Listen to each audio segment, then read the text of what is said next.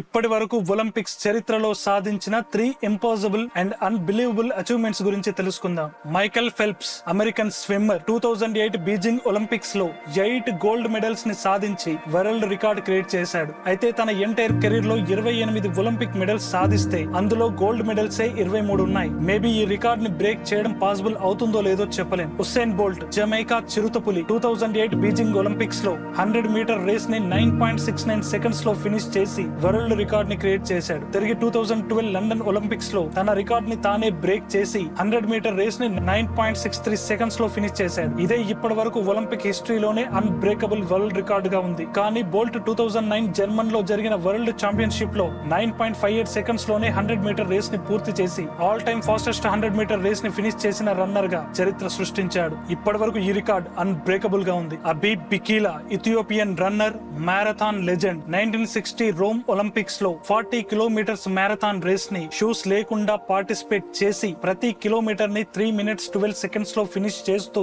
Race ని 2 hours 15 minutes 16 seconds లో finish చేసి వరల్డ్ రికార్డ్ ని క్రియేట్ చేశాడు. కానీ ఈ రికార్డ్ ను బ్రేక్ చేయడానికి 48 years పట్టింది. మీకు బాగా నచ్చిన అథ్లెట్ ఎవరో కామెంట్ లో షేర్ చేయండి.